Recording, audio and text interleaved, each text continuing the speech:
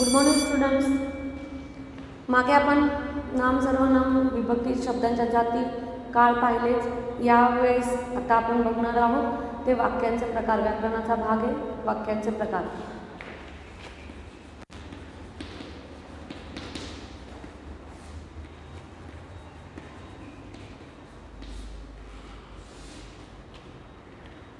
बघा, वाक्यांचे प्रकार पाहण्याआधी आपल्याला वाक्य म्हणजे काय ते समजून घ्यायला पाहिजे. शब्द कसा, त्याच्या आधी शब्द, वाक्याच्या आधी काय करतो शब्द बोल. शब्द कसा तयार होतो? अनेक अक्षर एकत्र येतात आणि त्यापासून शब्द तयार होतो. मग तो अर्थपूर्ण असला पाहिजे पण शब्द. मग शब्द तयार झाल्यानंतर आपण अनेक शब्द किंवा शब्दसमूह एकत्र येऊन त्या शब्दांना किंवा त्या शब्दाला अर्थ प्राप्त झाला की आपण त्याला काय म्हणायचं म्हणतो? वाक्य असं म्हणतो. तर या वाक्याचेच अनेक प्रकार आहेत. म्हणजेच आपल्याला त्या वाक्यांचे प्रकार बघायचे आहेत. बघा, वाक्य म्हणजे काय आपण बघूया.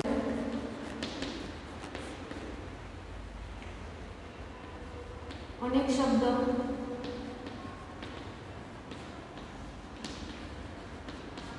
एकत्र येऊन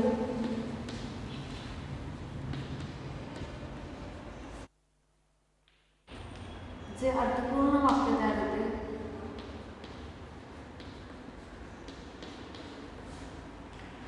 अर्थपूर्ण होतो.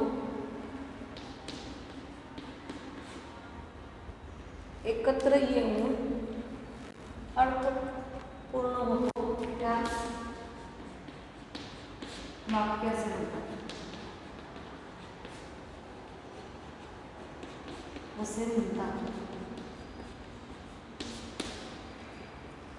त्याच्यानंतर आपण बघितलं वाक्य की एखादा शब्द असतो, तो शब्द किंवा शब्दांचा समूह या सगळ्यांना जेव्हा अर्थ प्राप्त होतो. म्हणजे गोपाळ शाळेत गेला, नुसता गोपाळ हे गेलाय शाळेत असं जर मी म्हटलं तर वाक्याला अर्थ पूर्ण होणार नाही.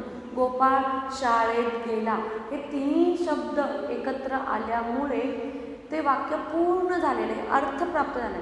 पण आंबा, चिकू, फणस, झाड, मी गेले, आले असे विविध शब्द आहेत. ते शब्द विस्कळीत मांडले तर अर्थ प्राप्त होतो का? नाही होते.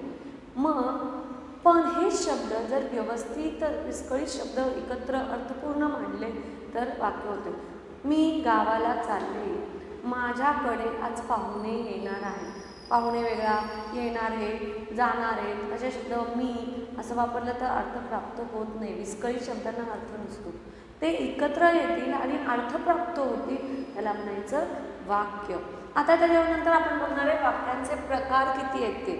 तर वाक्यांचे प्रकार आपल्याला बघायचे 6 प्रकार आहेत.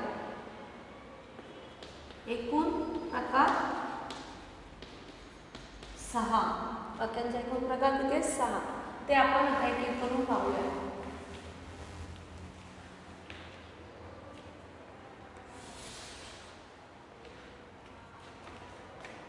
एक, आज पहिलं वाक्य बघणार आहे विधानार्थी वाक्य. यात केवळ एक विधान असते. बघा काय व्याख्या दिली आहे? ज्यात केवळ एक विधान असतं. म्हणजे साधं सिंपल एक वाक्य. एक विधान म्हणजे काय? वाक्य. सरळ फक्त एक, पण ते कितीपर्यंत असलं पाहिजे? एकच असलं असेल. मी शाळेत जाते, एक साधं वाक्य, सिंपल वाक्य, त्याला काय म्हणायचं? विधान.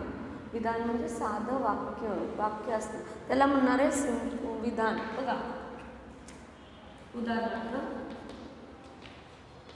मी शाळेत जाते, आज पाऊस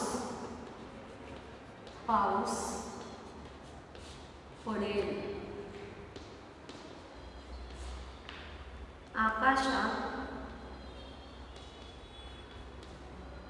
आकाशात पक्षी उंच उडला. अशा प्रकारचे साधे सोपी वाक्य असतात तर त्याला काय म्हणायचं? विधानार्थी वाक्य. दुसरा प्रकार आपण घेणार आहोत तो म्हणजे प्रश्नार्थी वाक्य. प्रश्नार्थी वाक्य.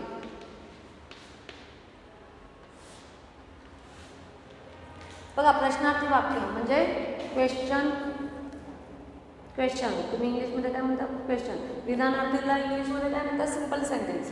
तर क्वेश्चन असं म्हटलं जातं की आपण सरळ जसं बोलत असताना प्रश्न विचारतो एखाद्याला, काय करतोय, का कुठे चाललाय, असे जे प्रश्न विचारले जातात. म्हणजे ज्या वाक्यामध्ये प्रश्न विचारला जातो त्या वाक्याला प्रश्नार्थी वाक्य म्हटलं जातं. बघा, व्याख्या लिहून घ्या. ज्या वाक्यात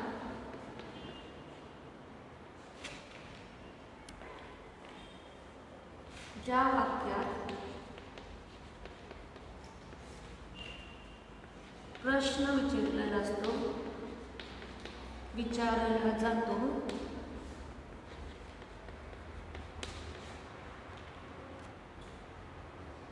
त्यास प्रश्नार्थी वाक्य म्हणतात.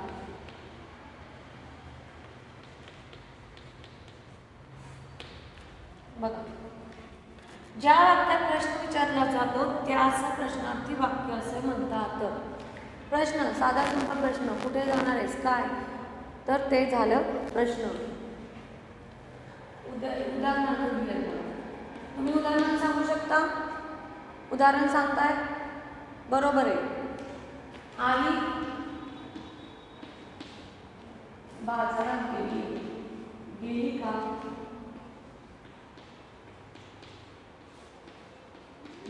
का? बरोबर. अजून काय सांगता येईल? बरोबर. आमची आठवण आहे का?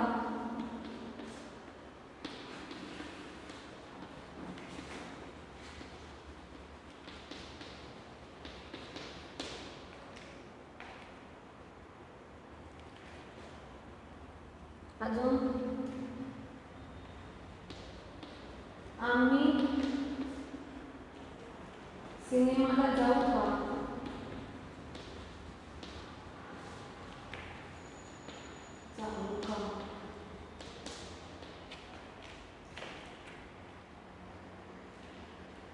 आपण सहलीला कधी जाणार? आपण सर्व सहलीला कधी जाणार?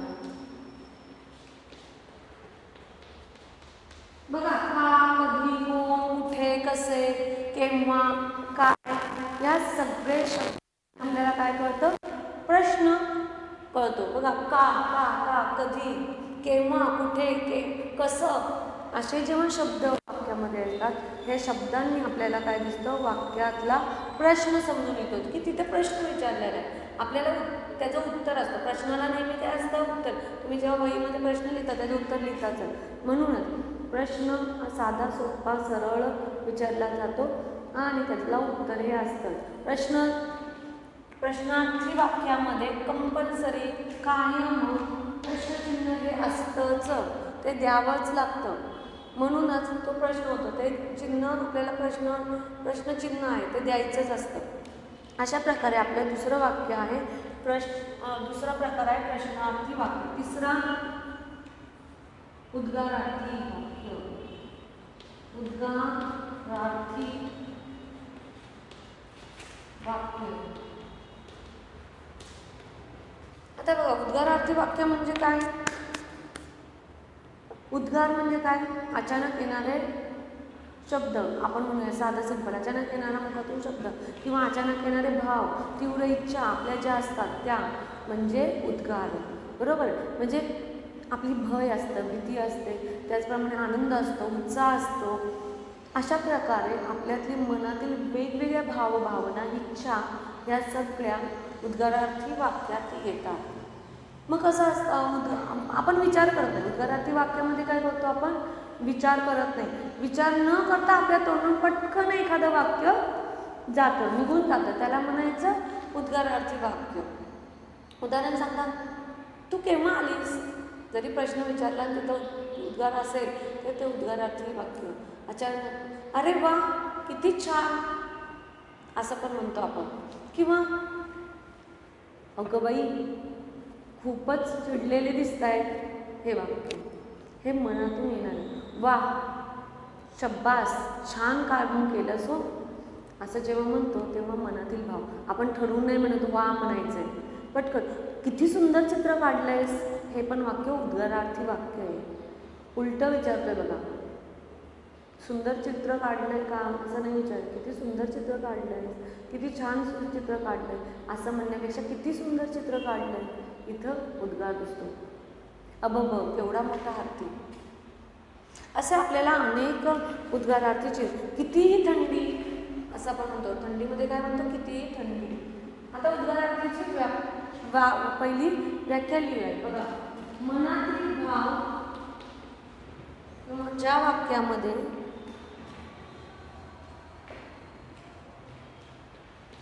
एखादी भावना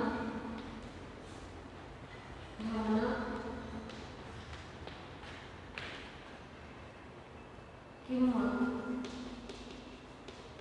मनातील इच्छा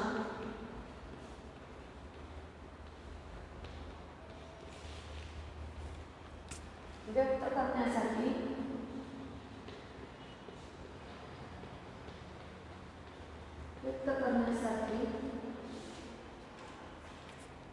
ज्या प्रकारचे वाक्य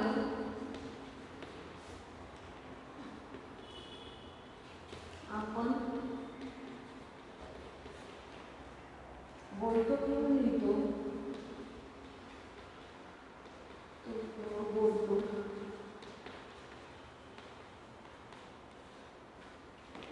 त्यास उद्गारार्थी वाक्य म्हणतात.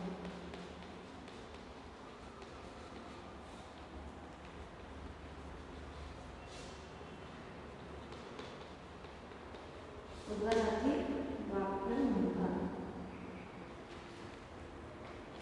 बघा आता याचे आपण उदाहरण पाहूया.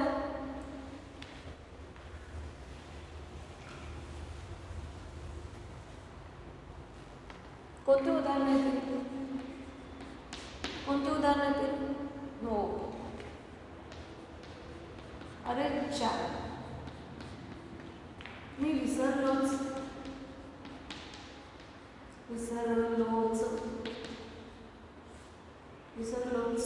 उद्गार चिन्ह देणं आवश्यक आहे उद्गारार्थी वाक्याचं.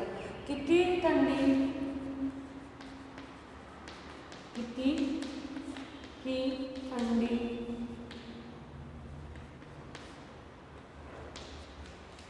मी तरी काय करू दाजी. काय म्हणूयात आपण, मी तरी काय करू दाजी.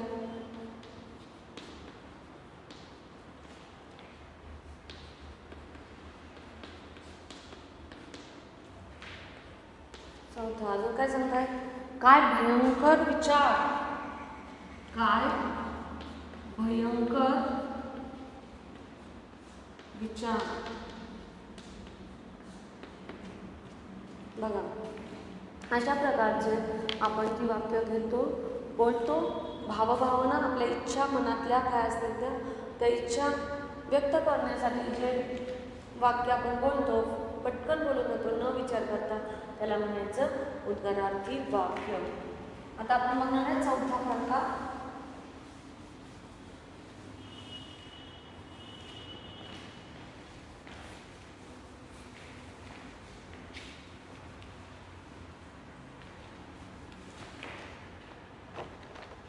चौथा प्रकार बघणार आहे आज्ञार्थक वाक्य.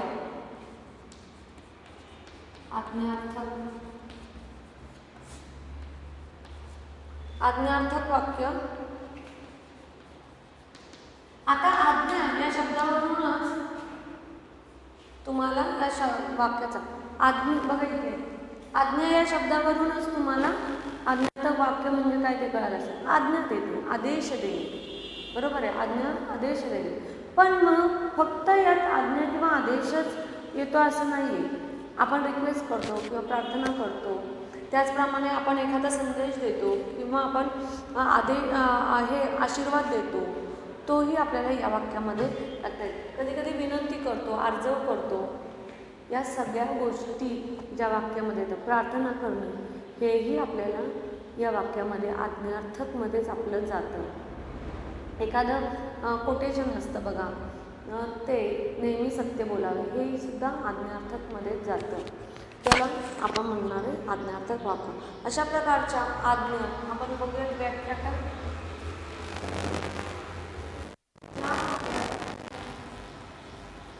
ज्या वाक्यात आज्ञा,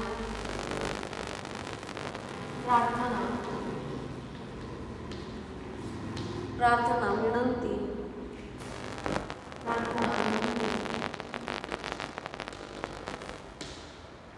तसंच आदेश, आशीर्वाद,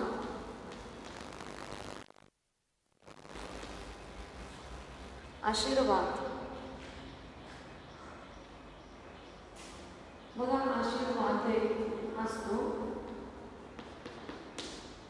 आशीर्वाद यांचा समावेश असतो,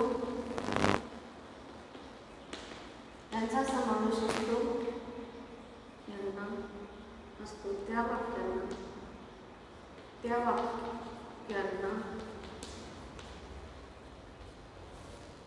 आज्ञार्थक वाक्य असे म्हणतात.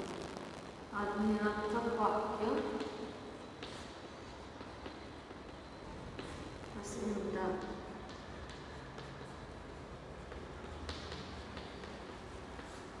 आता बघा, ज्या वाक्यांमध्ये आज्ञा, प्रार्थना शब्द लक्षात ठेवताना कोणकोणते लक्षात ठेवा? आज्ञा, प्रार्थना, विनंती, आदेश आणि आशीर्वाद. रिक्वेस्ट जरी असेल, आदेश जरी असेल किंवा आशीर्वाद जरी दिलेले, तुझे भले हो आशीर्वाद आहे, तर तेही आज्ञार्थकमध्ये जातं अशा प्रकारचे. किंवा आपण इथं लिहितो बघा, नेहमी खरे बोलावे, हे कोटेशन्स होतात किंवा एखादं वाक्य महत्त्वपूर्ण, तोही आज्ञार्थकमध्ये जातो. त्याचप्रमाणे आपण विनंती करतो, प्लीज मला पेन दे ना, कृपा करून मला वही दे किंवा कृपा करून मला धान्य दे, असं जेव्हा म्हणतो ती आज्ञा आहे. प्रार्थना, ईश्वराची प्रार्थना म्हणतो, विवंचना करतो आपण, ती प्रार्थना. किंवा आपणही इतर मुलांकडे प्रार्थना करतो, तेही प्रार्थनासुद्धा आपल्याला आज्ञार्थक वाक्यामध्ये जाते. उदाहरणार्थ बघा, परत आज्ञासुद्धा नेहमी शिक्षक नेहमीच आज्ञा करतात, तुम्हाला माहिती आहे. ते शिक्षकांनी दिलेल्या आज्ञासुद्धा आज्ञार्थक वाक्यामध्ये जातात. बरोबर सांगा, याला हसायला येते सगळ्यांना की नाही? म्हणूनच या उदाहरण, मुलांनो खाली बसा किंवा मुलांनो गप्प बसा. परत दुसरं, नेहमी खरे बोलावे.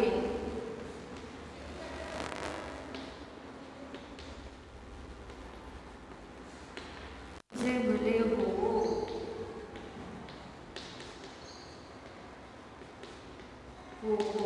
तुझे भले हो. तसेच तुला हे सर्व विसरावेच लागेल. तुला हे सर्व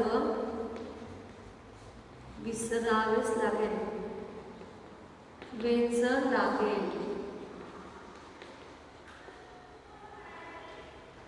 तुला हे सर्व विसरावेच लागेल. बघा इथे, मुलांना गप्प बसा, ऑर्डर दिली, आज्ञा दिली. नेहमी खरे बोलावे, नेहमी खरे बोलावे आदेश दिलेला आहे. सगळ्यांना सांगितलं जातं की नेहमी खरे बोलावे. तुझे भले हो, आशीर्वाद दिलाय. तुझे भले हो, आशीर्वाद. तुला विसरावेच लागेल. सांगितलंय, त्यांनी समजून सांगितली, विनंती टाईप केलेली आहे की तुला आता हे सगळं विसरावं लागेल, ते लक्षात ठेवून उपयोगाचं नाही. अशा प्रकारे जे आलेलं आहे त्याला म्हणायचं आज्ञार्थक वाक्य. आता आपण बघूयात पुढचं 5वा पाठ, होकारार्थी वाक्य. होकारार्थी वाक्य. आता हे सगळ्यात सोपं. ज्या विधानामध्ये, ज्या वाक्यामध्ये होकार दर्शवला जातो त्याला होकारार्थी वाक्य म्हणायचं. काय म्हटलंय? होकार, हो आहे ते कळतं, त्याला काय म्हणायचं? होकारार्थी. साधी सोपी वाक्य आहे. ज्या विधानामध्ये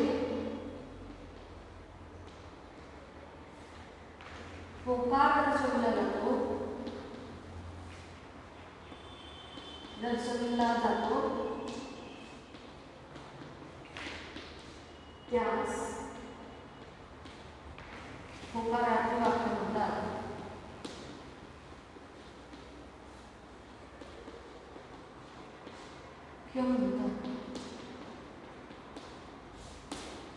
उदाहरणार्थ, ही कल्पना बरी आहे. बघा, ही कल्पना बरी आहे.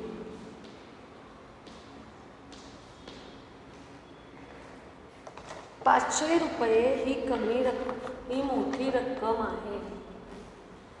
500 रुपये ही मोठी रक्कम आहे.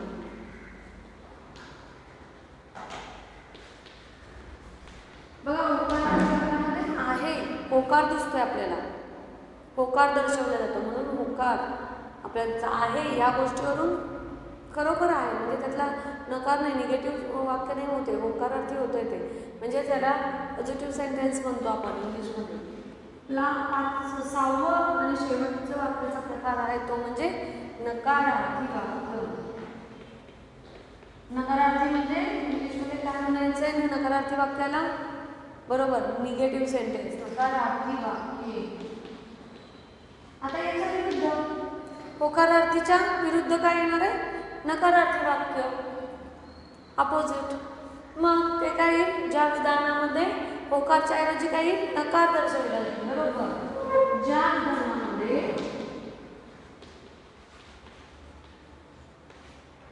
नकार दर्शविला जातो, नकार दर्शविला जातो त्यास नकारार्थी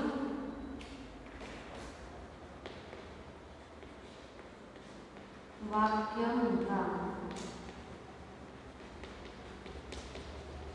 चला, ज्या विधानामध्ये नकार दर्शविला जातो त्यास नकारार्थी वाक्य असं म्हटलं जातं. आता आपल्याला बघायचं आहे उदाहरण, त्याचे उदाहरण बघूया.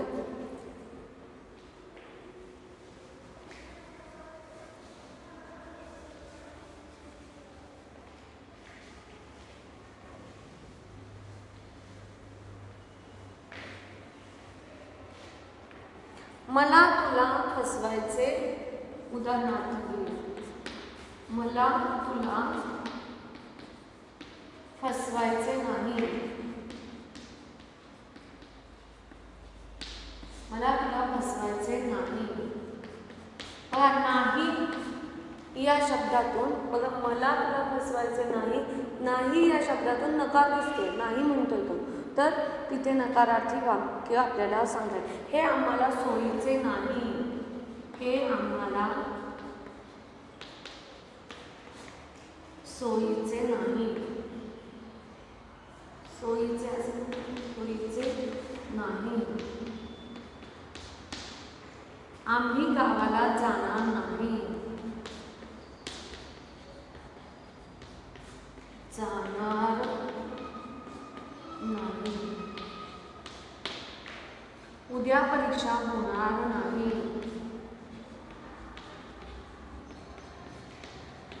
होणार नाही. बघा, नाही नाही नाही, या नाही वरून का नाही, या नाही वरूनच आपल्याला नकारार्थी वाक्य समजून येतो, नकार कळतो. नकारार्थी म्हणजे नकार, ज्यात नकार दर्शविला जातो, नकार सांगितला जातो, तिथे आपल्याला नकारार्थी वाक्य होतं. असे आपण वाक्यांचे 6 प्रकार बघितले आहेत.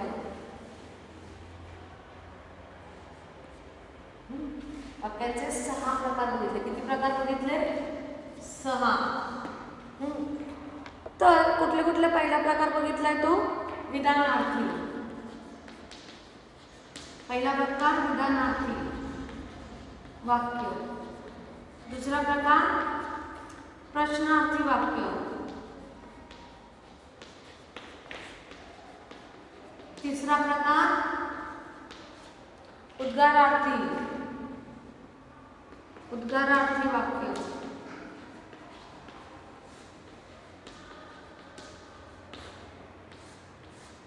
चौथा प्रकार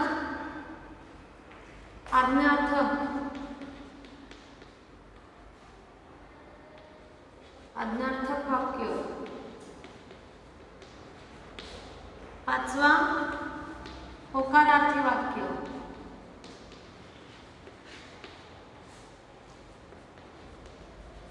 सहावा नकारार्थी वाक्य.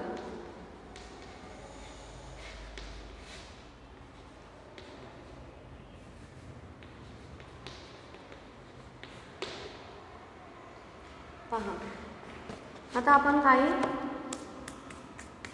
शब्द वाक्य प्रकार ओळखण्यासाठी वाक्य घेऊया. हे मुद्दामच राहून देते म्हणजे तुम्हाला लवकर लक्षात येतील कोणते प्रकार आहेत यामध्ये. चर्चा पुढे जाणार आहे. बघा चर्चा पुढे जाणार आहे. ज्ञानाशिवाय काय करू शकतो? ज्ञानाशिवाय काय करू शकतो?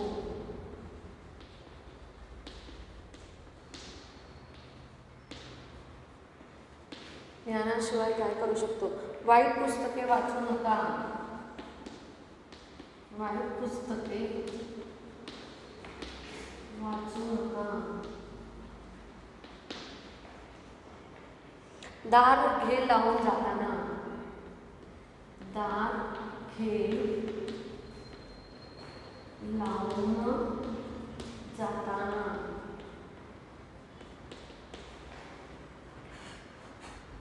तू एकटीच अमेरिकेला जा. तू एकटीच अमेरिकेला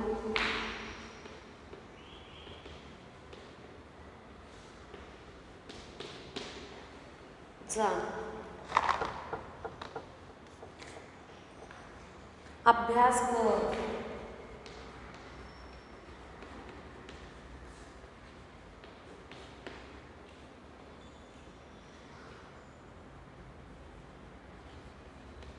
अगं बाई छानच झाले.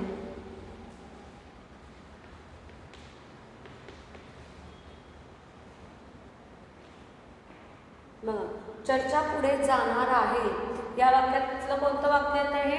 आहे. आहे म्हणजे काय येणार आहे? होकार. म्हणजे पुढे होकार कळलाय म्हणून हे वाक्य कोणतं होणार आहे? होकारार्थी वाक्य. ज्ञानाशिवाय काय करू शकतो? प्रश्न विचारलाय. ज्ञानाशिवाय काय करू शकतो? डायरेक्ट प्रश्न विचारलाय. प्रश्नचिन्ह आलंय. प्रश्नचिन्ह आलं की डोळे झाकून प्रश्नार्थी वाक्य लिहायचं आहे परीक्षेमध्ये. ज्ञानाशिवाय काय करू शकतो? वाईट पुस्तके वाचू नका. कोणतं काय येत आहे? वाक्य कोणतं येत आहे? बरोबर नकारार्थी. कशावरून? नका या शब्दावरून आपल्याला काय कळतं? नकारार्थी वाक्य आहे. तू एकटीच अमेरिकेला जा. कोणतं वाक्य येत आहे? साधं. तू एकटीच अमेरिकेला जा. आज्ञा दिली म्हणून म्हणजे कुठली आज्ञार्थक वाक्य येणार आहे? जा म्हणून. अभ्यास कर. आई सांगते, बाबा सांगतायत, सगळे सांगतात अभ्यास कर. आज्ञा आहे, आदेश आहे, तर आज्ञार्थकच हे होणार आहे. अगं बाई छानच झाले. काय दिसतंय? उद्गारवाचक चिन्ह. इथं पण अगं बाई छानच झाले, तर हे झालं उद्गारार्थी वाक्य. आता विधानार्थी एखादं वाक्य सांगा. आपल्या विधानार्थी वाक्य नाही झालेलं. विधानार्थी साधं सिंपल वाक्य कोणतं? रमाचे जेवण झाले. जेवण झाले. सिंपल वाक्य. रमाचे जेवण झाले. वाक्य सिंपल. हे झालं विधानार्थी वाक्य. सगळे प्रकार कळाले. वाक्यांचे प्रकार कळाले. त्याची उदाहरणं आपण बघितलेली आहेत. पुन्हा एकदा रिव्हिजन करा वाक्यांचे प्रकार. 6 विधानार्थी, प्रश्नार्थी विधानार्थी वाक्य, प्रश्नार्थी वाक्य, उद्गारार्थी वाक्य, आज्ञार्थक वाक्य, होकारार्थी वाक्य आणि नकारार्थी वाक्य. लक्षात आलं? आता उद्या येताना याची रिव्हिजन करून द्यायची आणि प्रत्येक वाक्य प्रकाराचे तुम्ही 5-5 उदाहरणं लिहिणार आहे. हा तुमचा होमवर्क आहे. ठीक आहे. चला, गुड बाय. थँक्यू.